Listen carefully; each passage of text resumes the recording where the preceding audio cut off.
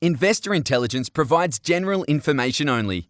You should consider seeking independent advice to see how this information relates to your unique circumstances. Please refer to the terms and conditions available at investorintelligence.com.au for more.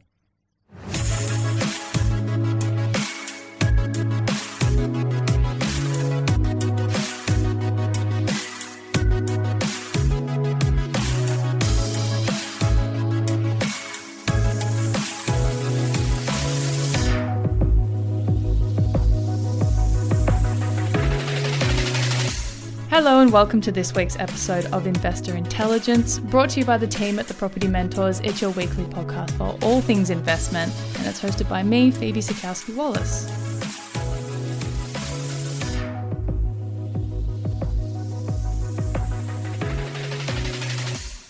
So my guest today he's just known as one of, Australia's most trusted experts in property, investment and lifestyle. He's got quite the repertoire behind him. He's an investor, he's an author, he's also a podcast host, he's a speaker and a media commentator, but it doesn't end there. So alongside his wife, he is the co-founder of Know How Property Finance, where he helps people to live by design, not by default, just the way he does. His name is Bushy Martin. Welcome, Bushy. Awesome, Phoebe. Yeah, that's a great wrap. I'm feeling about 10 feet taller now, thank you. So you've put me in the right space for this great conversation. Was there anything I missed while we're at it? Or? No, that's more than enough. That's more than enough. Humility is one of my things. I get embarrassed when you talk about I'm sorry. I don't mean to embarrass you. I was going to list all your achievements, but we'd never get around to all my questions. So, we'll leave that for another time. Exactly. Awesome. But thank you for somehow finding the time to have a chat with me today. Absolute pleasure to meet you. Luke's spoken very highly of you. Yeah, I've got a lot of time for Luke as well. So the feelings are completely mutual there, Phoebe. No, I love that. Now, Bushy, with a repertoire like that, it's hard to figure out where to begin, really. But let's start at the start. As I said before, you're known as one of Australia's most trusted experts in property, investment, and lifestyle. So, when did that interest in property investment start for you, and why property? Yeah, that's a great place to start, and I've had a couple of goes at this. One bad and one really good. And I guess my initial interest in property began when I was sitting in my father's car driving around looking at blocks of land when I was a kid. My father, being a country boy and the original Bushy senior, he realised that he could buy some block of land and then on-sell those blocks of land before he actually settled on them. So by osmosis, really, the whole property thing started to impact on my thinking. Didn't do anything with it at the time, and I'll be honest with you, I was bored sitting in the car driving around on weekends doing all of this. But in the back of my mind, I think there was a seed that said, "Well, there's got to be something to this property thing." So that started the exercise, and when I got serious about it, I'm going to go to the end of the question and then come back again here for a minute. But Sure. Why property? Well, really simply for me, and I've had a really good hard look at this at a number of times during my life, in terms of a vehicle that's going to allow you to build wealth and leverage other people's expertise and other people's money, there is no better vehicle in Australia than property. I've done the research. I know that, with the same amount of money down, property is going to give you 3 times the result than shares just by the act of leverage. But it's also, because it's a real tangible asset and something you can touch and feel, and it has a real need. I mean, that's what I love about property. It has a real need. And as long as there's going to be people needing properties to live in, there's going to be opportunities in property. So property was probably the obvious exercise, given that rundown. But the interest in property investment really happened in 2 phases. So I was an architect for 17 years, and the danger with that, of course, Phoebe, is you think you know it all. And the reality is now, because I knew all about property, because my focus was on the property piece in the first exercise, and I learnt the hard way that that's only a very small piece of the whole equation. So as an architect, my first entourage into the property investment piece was to do a 1:4 development, townhouse development in good old Alice Springs, would you believe? where I was working Wow. at the time. And if there was a way to pack in as many mistakes as you possibly can, that's exactly what I managed to achieve. So rather than starting slowly, dived in deep. We did a 1 into 4. I did it in conjunction with 3 other partners. So there's mistake number 2, by the way, because we had no prenup or no agreement. We just all thought this was a great idea and we're all going to make a heap of money. And we're architects, so 3 of my partners and I were architects. The 4th one was actually a developer himself in his own right. So we were going to design and build this Taj Mahal that was going to be so much better than every other property you could possibly look at in Alice Springs, that we were bound to make $1 million. Right. And what a massive mistake that was. So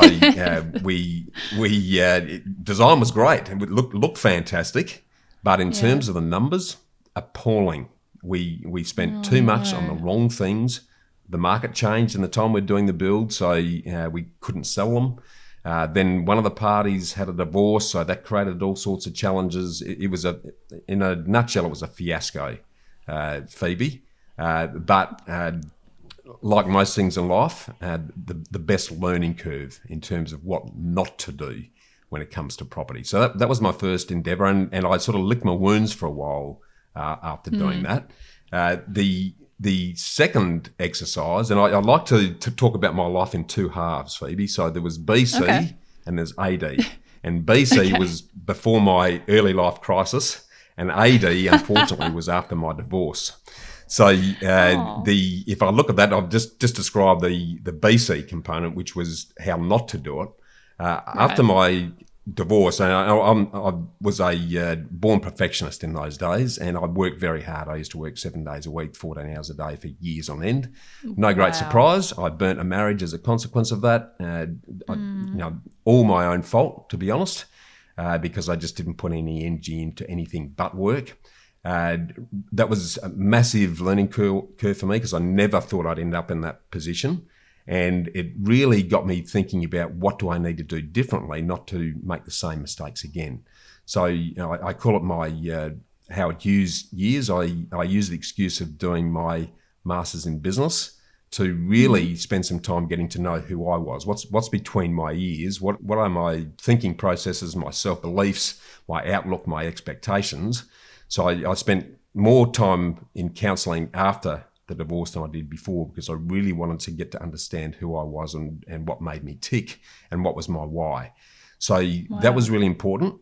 And from that perspective, at about the same time, I had what I now call my Kiyosaki moment, where a mate of mine dragged me along to a Robert Kiyosaki conference in Adelaide, where I was at the time, and got to see him live. And it was an absolute penny drop moment, Phoebe, because I'd never forget him saying that the moment you make passive income a part of your life will change forever. Totally resonated. And overnight, I became absolutely what I now call passive aggressive. I was absolutely aggressive about anything I invested my time, energy, money in had to have a passive income opportunity attached to it. So I virtually saw the world completely different from that point on, and that's when I got serious about property investment and starting to do it properly. Still made a heap of mistakes, by the way, in the early days, but that was pretty much the journey to what has led us now on that living by design, not by default exercise, by starting with the end in mind, getting clear on what that looks like, looking at capacity, and then developing a GPS that would allow you to navigate the inevitable changes, speed bumps and lumps and whatnot along the road, to now enjoy a fantastic lifestyle where I get to talk to fantastic people like you. Oh, stop it, I'm blushing. What a fantastic journey, though. And who was it, Robert? Robert Kiyosaki, he the old Rich Dad, Poor Dad. I mean, it's a timeless classic. Of course. Yeah, of course. Gotcha. I got right in. After seeing him, I read all of his books. He's got a fantastic board game called the Cash Flow Quadrant, which teaches you about investment. So the whole family, my new wife and my son, we all got playing it. So it just infused the whole right way to look at investment into our brains. And given that start, we haven't looked back since. That's so interesting. I'll have to check out the board game. I definitely knew about the book Rich Dad, Poor Dad, but the board game sounds fun. Might have to get that for the office. But that may have answered my next question, Bushy, which was who or where do you think you get your drive for success and your work ethic from? It sounds like Robert Kiyosaki maybe contributed to that quite a bit, but are there any others? Yeah, two things. So, he wrote the book Rich Dad, Poor Dad. I actually had three dads that have inspired me, Phoebe. So my own father was a bit of a role model in that regard. Yeah. He was a workaholic, and I was, he was very much my role model, so I followed him. My now life partner, Sonia's father, was also an inspiration. He was a Hungarian guy who arrived here in Australia with nothing to his name after escaping the Russians in Hungary during the revolution in '56. And he did amazing things. He's now passed on, but his inspiration and his limitless approach to anything, it was like, just have a go. What's the worst thing that could happen if you don't die? Rub yourself off and have a crack. So he really inspired me in that regard. And then Robert Kiyosaki in terms of really understanding how investment needs to work. Yeah, wow. And so it sounds like you're surrounded by amazing people and looking up to the right people as well. Well, yeah, and the mentorship is an important part of this, of course. Now, I've attached myself to other mentors along the journey, and in the context of what we're talking about today, I think the mentors can not only show you the way, but also keep you accountable, because you've got to know what you're doing. But if unless you're having to look someone in the eye and say, "Well, yeah, I said I was going to do this, now I've done it," then things can go astray. So those my three dads, if you like, in that respect, have been very formative in the approach that I've taken ever since. Yeah, that's fantastic. So do you have any sort of most memorable investments, and that can be good or bad, maybe aside from the one that you mentioned before that you went in with your friends? Yeah, well, I've shared the bad, and so my first was my worst in no uncertain terms. And one takeaway message here, I think, is that for your listeners, is that you are going to make mistakes, and it's actually okay to make mistakes, and they are your biggest learning opportunities. Don't make the even bigger mistake of making a mistake and then washing your hands, walking away, and never doing it again. Because if we all took that approach, we would still be crawling in nappies because we'd never walk, we'd never learn to ride a bike. It's when we fall off that we actually learn what we need to be doing. And exactly the same with property. We are going to make mistakes. You can't expect to know it all. In fact, the biggest issue that most of us have when we start in property is that we just don't know what we don't know. And it's by having a go. You're never going to get it perfect. There is no perfect solution and no perfect property. But if you start the process, you will improve your knowledge along the way to make that happen. So that's a bit of a key, I think, in that context. But from on the flip side, the good investment side, our first serious investment when we started in the AD exercise, when at that stage we became rentvestors before rentvestors were even a thing. So we'd learned more by accident than anything that we were going to be better off renting a property close to where our work was at the time, which was close to the centre of Adelaide. And given that I'd had a ground zero moment, when I lost my marriage, I was literally came away with zero. I had nothing to my name at the tender age of 33.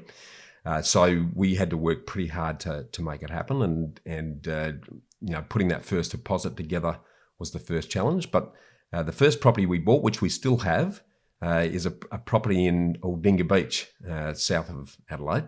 And we bought that it was a 3-bedroom home that we bought for the princely sum of $84,000, would you believe? Ugh.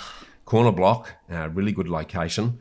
And we there's a lot of talk now about off-market properties. Well, we just walked the neighbourhood, saw the property, and I said to my partner, Sonia, we're going to own that property. I just feel it in my bones.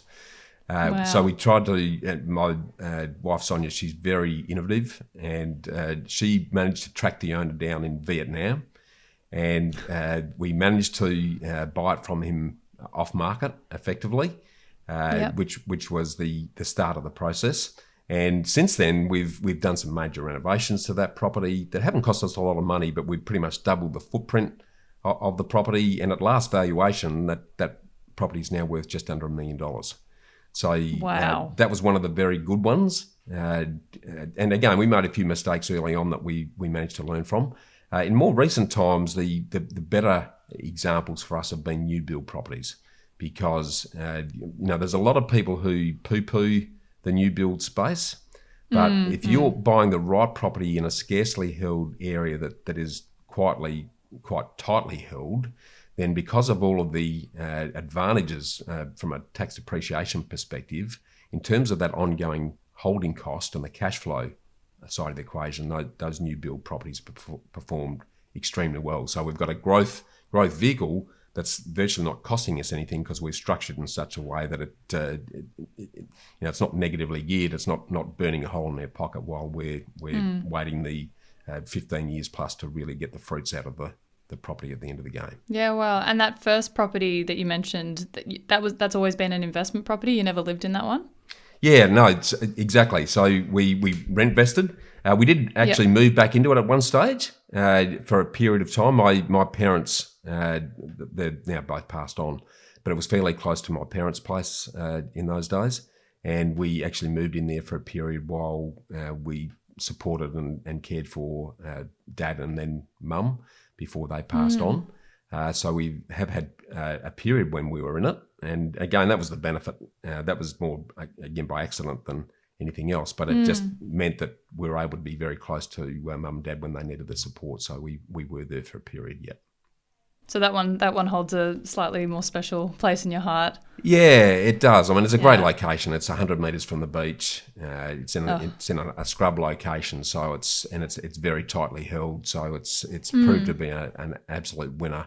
And there's been a lot of new infrastructure that's occurred in and around supporting that area over the years. And every time that a major road goes through, or that super schools and whatnot are being built in that location, we've seen jumps and spikes in the growth and the value. So it's been a really good property from woe to go. No, well, thank you for sharing that. And just going back to, you will make mistakes, 100% you will. But, having a mentor or having several mentors can definitely mitigate those mistakes, because you can go in with a more educated view and a more educated perspective and all that. So that's definitely something we're teaching our members here, and I'm sure you do the same. Yeah, absolutely. Mentoring is a really important part of the exercise, because you can't expect to know everything. And I'd often say to people, try and make yourself the dumbest person in the room, and then ask as many questions as you possibly can, because that's where the real learning happens. Because if you're talking to people who have actually done what you're trying to do and have gone through that journey and have made the mistakes themselves, then you're less likely to. But you've also got someone who's going to keep you on track. And as I say, that accountability piece is also very important from that ongoing support. Have a burning question you want answered on an upcoming episode? Each month, we take questions from our listeners and put them to our resident expert, Luke Harris. With more than 2 decades of residential and commercial investment experience under his belt, Luke has seen the best and the worst of the property market. Visit investorintelligence.com.au/questions and ask us today. So you're involved in quite a few podcasts yourself, and you're talking about learning before, but tell me a bit about the Get Invested podcast. Yeah, the Get Invested podcast I started nearly 5 years ago now. We're up over 250 episodes. Wow. And I made the decision at the time, Phoebe, that there's a lot of straight property podcasts. I wanted to throw the net a little bit wider than that, because one of the key learnings that came out of it early by taking a broader approach was that it reinforced my growing belief that sustainable success, and I emphasise the word sustainable there, because there's a lot of one-hit wonders and overnight sensations that you might get lucky, but it isn't sustainable. What I learned is that sustainable success lies at the intersection of self, health and wealth. I call it the 3 Fs. And what I mean by that is that the self is what's between your ears, your mindset, your outlook, your expectations, your attitudes. And that's Yep. something that very few people spend much time on, by the way, because they're always externally focused. And the biggest risk you have as an investor is yourself, in my experience. Yeah, you are your biggest asset. Yep. So once you spend some time on getting your headset right, then what folds into that is the health component. And what I mean by health is the daily disciplines, the rewarding rituals, and the happy habits that you develop. And that can be through your exercise, through your diet, through breathing, through the whole exercise. But all of those help you to build the habits that will give you the patience and the persistence that will then ultimately fold into the wealth quadrant.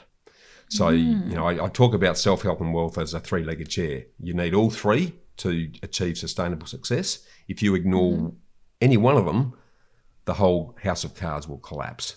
So that was a really important learning that got reinforced as I talked through Get Invested. And Get Invested, for that reason, throws the net out broadly. There's a very strong undertone of property and property investment in the discussions, but I like to incorporate the self and the health components of it for the audience to understand that we need to be focusing on all three of those if we're going to achieve sustainable success long term.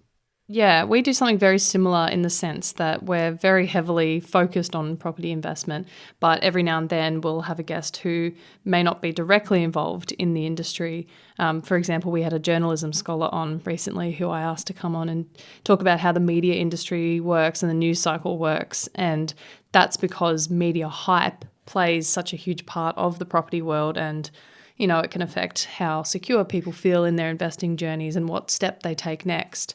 So it may not seem property orientated, but it still has its ties, yeah. But your podcast really is dedicated to having successful investors as guests to discuss their tips and advice. And we were talking a little bit about this before we started recording, and you were saying that you've learned something from all of your guests, which is fantastic. So over that time, what are some of the best pieces of advice that you think you've heard from your guests over the years? Yeah, it's been awesome. I'm a lifetime learner, and one of the things that I really want to encourage everyone listening to this is to be a lifetime learner. Unfortunately, our education system thrashes the curiosity and the excitement of learning out of us. But if you look at anyone who's been successful long term, they are all lifetime learners. So you're always, the curiosity is a really important part. There's no such thing as a dumb question. The only dumb question is the one you don't ask, in my opinion. So don't be scared. Just ask the question. What's the worst thing that's going to happen? Someone will say no. So you just keep asking the question and keep learning. And that's, the podcast, the Get Invested podcast, and now I've got the privilege of hosting the Realty Talk Show, which is the longest running and most popular property show in the country. And it's well over 500 episodes that have been produced through that. Kevin Turner is still a part of that in the background, but he's doing other things. And I was very humbled when he's given me the opportunity to be the anchor for that show now.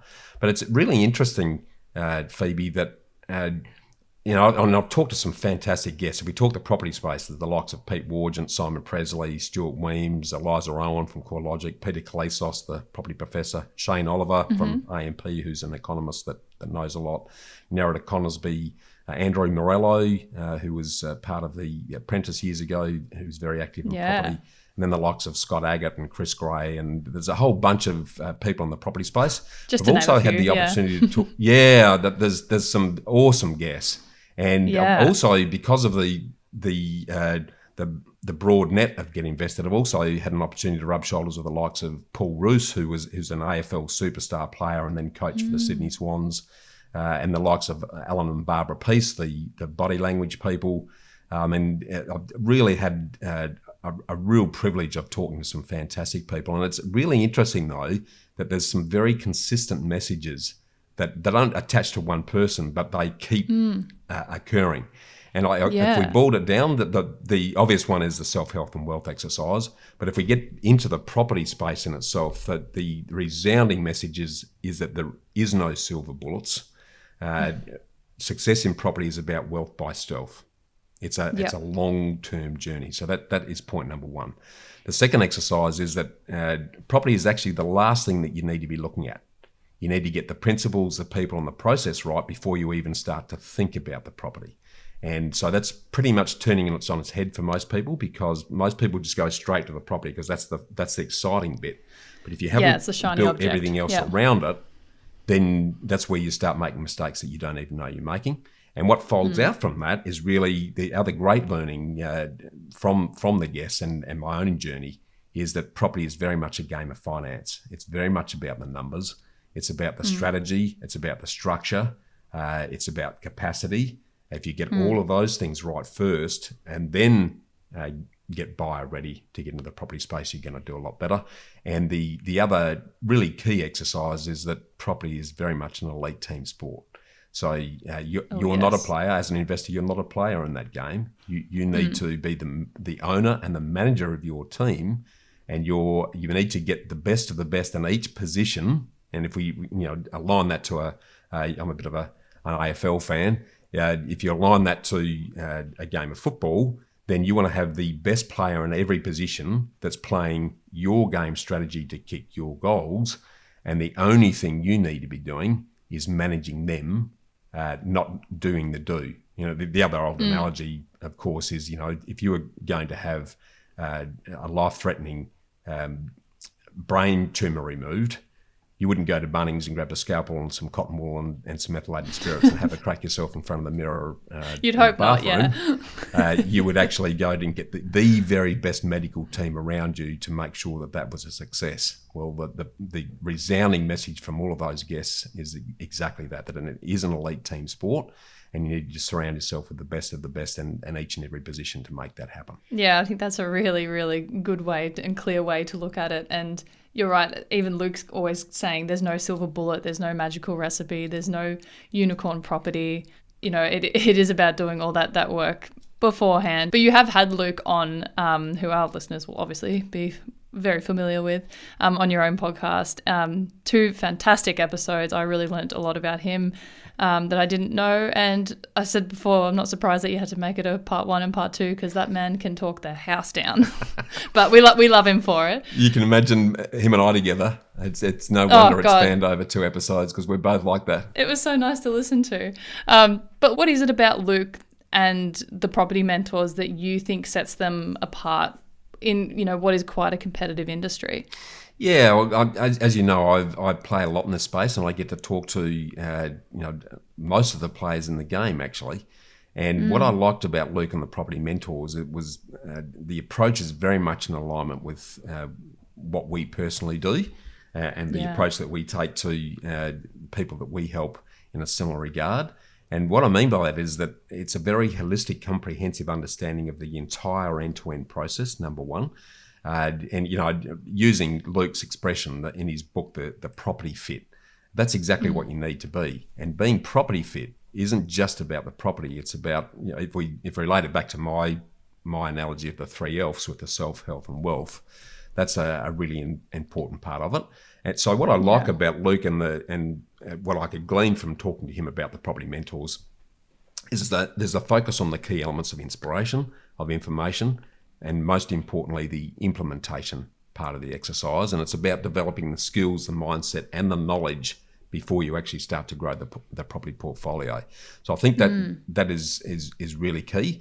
And I think the 8-stage GPS that Property Mentors has developed is also pretty unique. So, aligning yourself with who you are and what you need to do, and understanding what your why is, and the key drivers for yourself, clarifying that, planning it, then putting the team together, then you take action. Then once you've taken action, you observe how that's performing, you review it, and then you repeat. Those 8 stages are very much in alignment with what I personally believe and the approach that we take. So I think that supportive guidance and then the ongoing accountability that Property Mentors brings to the table actually is a really solid grounding for people to rub shoulders in a community of other like-minded people, do it in a circle of safety, and have people who know what they're doing about it and have done what they're asking you to do, to support you on that journey. Yeah, that roadmap's so powerful. Like we find even though people have different goals and, you know, they might need to approach something slightly differently, that roadmap still seems to be that really solid structure. And I think, you know, our version of your self, health and wealth would probably be like, you know, our emotional readiness, our educational readiness and the financial, like, a lot of people think I just need the finance to do this. No, you actually need the education and you need to learn about your emotions and all that beforehand. And it's the same thing if you don't really hone one, the others just don't fall. You know, Totally agree. They don't really work. Yeah, a similar framework that we talk about is getting raw with yourself. And if I break raw down, it's about, are you ready, able, and willing to invest? And the ready to invest is about your income borrowing capacity. Your able is about the equity you can bring to the table, but the willing is about the mindset. That is the key piece that not enough people understand themselves first, know and get really clear on, well, how do I want to live? How much is enough? What sort of an income and a lifestyle am I looking to get to? And then once you're clear on that, because very few people take any time to even get clear on that, by the way, but once you're clear on that, that then dictates the sort of strategy that you need to adopt to achieve that. So starting with the end in mind and then developing I call it a GPS rather than a roadmap, because our life needs change, the circumstance and situations change. So as long as we've got that guiding GPS that's taking us back to that ultimate destination, and then really looking at yourself in the mirror pretty often to understand what are your drivers. You know, what sort of a risk aversion do you have? What's the sleep at night factor for you? How much time do you have to actually invest in the investment strategy you're adopting? Because if you don't have much time, then you need to adopt a strategy that reflects that. And I see people make a lot of mistakes in that area. So that's very much in alignment with my understanding of what the property mentors and Luke are doing in terms of educating people on the right way to do it. Yeah, and it happens all the time where people's circumstances change and it frightens them, but that's another job of the mentor, is to be like, no, like we've just got to take a slightly, you know, right turn instead of that left turn that we wanted to take. And I couldn't think of another way to get into property investing without having a mentor. It'd be too overwhelming. Exactly right. You know, you're in safe hands if you're in the right crew. And you know, again, in alignment with what Luke's saying, there is no silver bullet. There's no one way. It's what's the right way for you, and then surrounding yourself with the right people that are going to help you get there. Yeah. No, well said. So, Bushy, the property industry is going through quite distinct changes at the moment.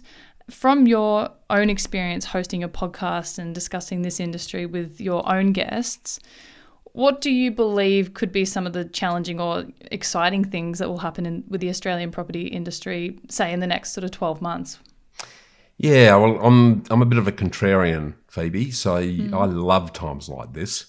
I get most excited in these types of environments, particularly where the mainstream media is painting a picture of gloom and doom that is really causing a lot of people to sit on the fear fence or stand on the sidelines and not too sure.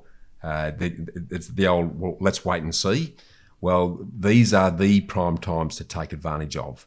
Unfortunately, what we learn from history, Phoebe, is that we don't learn anything from history. And I'm old and crusty enough now and have been around long enough to know that times like exactly what we're experiencing are great times of opportunity. And I actually believe that we're in the eye of the property storm right now, and that's a diminishing window of opportunity as we speak for those that are smart enough and still have the capacity to be securing good quality properties right here, right now. You've heard that old Warren Buffettism that you need to be fearful when people are greedy, but be greedy when people are fearful. Well, we're right in the fearful zone right now. The one thing that I would suggest everyone do is stop listening to the nightly news and just use the newspaper to wrap your chips and throw your rubbish away. Beyond that, I wouldn't take any notice of it whatsoever, because it's the old story. If you swim in a septic tank for long enough, you're going to get a head full of SHIT. Phoebe. So the best thing you can do is stop doing that.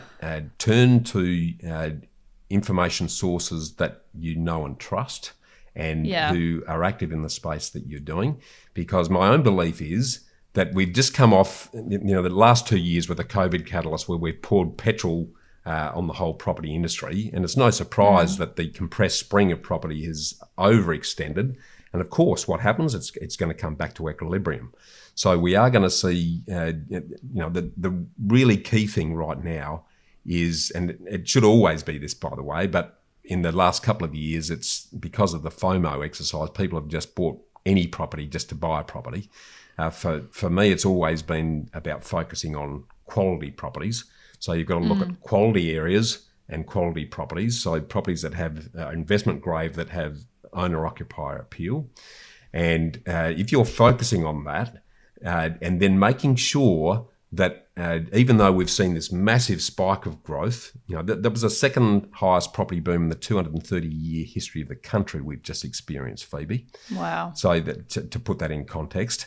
So, and we've seen anywhere between 20 to 50% growth in property values across the board, which is very, very rare, against an average growth of around about 6.8% over the last 25 years or so.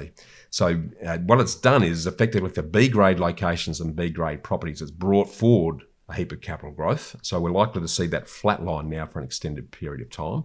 What we need to be focusing on, if you've got the capacity, is areas that have got new committed infrastructure that aren't there yet, but they're coming.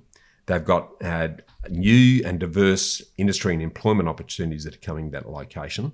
They have the lifestyle parameters around them, and most importantly, they have strong income demographics and growing income demographics, so people can continue to pay more for property as the property values increase in that particular location. So if you overlay that over where we're at right now, with a number of people that are sitting out of the market because they're a little bit too nervous, and the interest rates and so-called falling properties, be very careful of that reliance on median property values, because they can be very misleading. The devil's in the detail with property, and if you find the right location with the right property that has some scarcity and uniqueness about it, then you're going to create your own economy. That's about as simple as that gets. So ignore the noise, because if you look at the key drivers moving forward, they've all got those opportunities. And some of the leading indicators of property opportunity are very low rental vacancies, and we're seeing the lowest rental vacancy almost in the history of the country in recent times. And then we're about to pour 195,000 new skilled workers into the country every year as a result of opening the floodgates. Now, that's going to put massive delayed pressure on housing. So for those that can get into it now and have the right team around them that can identify those sorts of growth opportunities I'm talking about, now is a ideal time to take advantage of it. Yep, well, you heard it here first, people, from one of Australia's most trusted experts in property. But yes, be very critical of the news you're consuming. It's crucial, because these days anyone can be a quote-unquote journalist. Yeah, and everyone's an overnight expert, and it's created this self-feeding frenzy, unfortunately, Phoebe, because you've had the media guru on recently, but what's really clear is that the mainstream media are under massive financial pressure themselves. So their only way of engaging our earbuds and our eyeballs is with fear and extremes. And hype. And then what happens is you've got these chest-beating self-promoters who are prepared to say anything to get some profile and press. So you get all this negativity floating through the equation. Ignore all that. Ignore the fiction and go to the facts, and talk to people who have been there, done it, and are doing it, and you'll get a completely different story. Yeah, I think I've always said one of the the best things about the rise of the internet is that everyone gets to have a say, but one of the worst things is that everyone gets to have a say. Very well said. Extremely well said.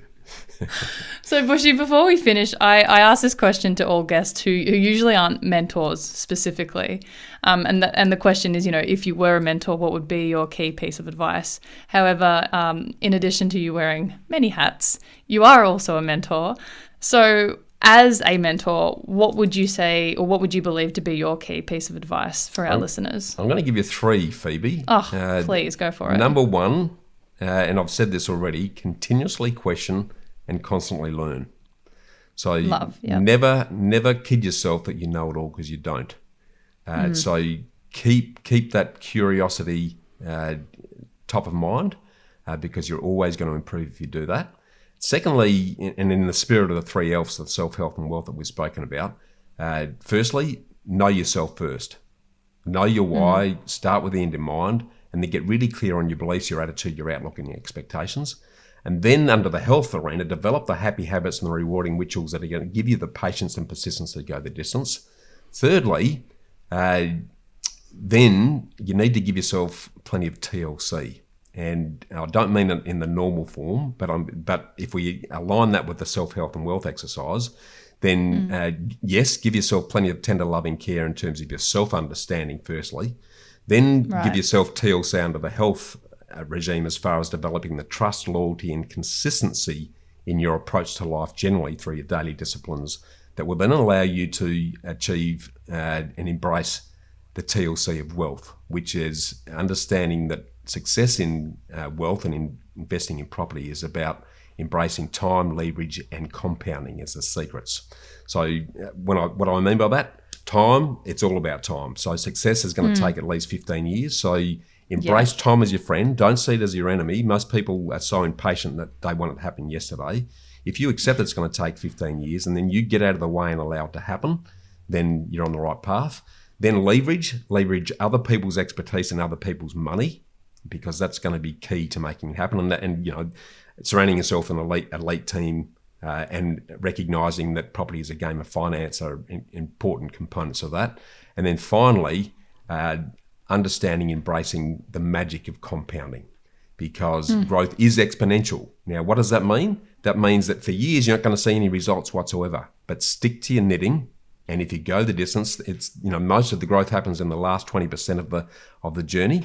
And that's a thing that not many people have got their head around. So if you embrace all of those things and recognise that time is actually your friend, and then you've got to take some time now to use your time you've got to get your time back, then you're on the right pathway. Oh, I think that's all so well said. And I know our listeners are going to find that just so incredibly valuable.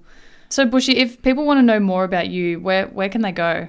Yeah, a couple of directions. So you can reach out to me at bushymartin.com.au, which is a personal website address. Our business, Know-How Property, knowhowproperty.com.au. If you're looking for further support in relation to strategy, finance, and the property delivery side of the equation, and then of course check out the Get Invested podcast and the Realty Talk Show, which now have actually come together on what's called the Property Hub. So if you just search for Property Hub and you subscribe to those, you'll get the Realty Talk Show and the Get Invested podcast in your inbox every week. Yeah, amazing. Well, Bushy, thank you so much for your time today. What a pleasure to meet you and to learn more about you. Again, Luke has spoken very highly of you, so I was very excited to have you on as a guest today. And I can't wait to see what the future holds for you. Yeah, very humbled and an honour to join yourself and Luke in your community, and look forward to continuing the conversation. Thanks, Phoebe. If you found this episode or any of our episodes helpful, please make sure to share and leave a rating to help us reach more people on their investing journeys. And of course, subscribe to be notified when new episodes drop. Make sure to follow the podcast on Instagram at Investor Intelligence Podcast. You can find links to our other socials in the show notes, including a link to the Property Mentors weekly blog. If you're ready to get your property portfolio in shape for financial freedom, check out Luke's latest book, Property Fit. You can get yourself a copy at www.propertyfitbook.com.au.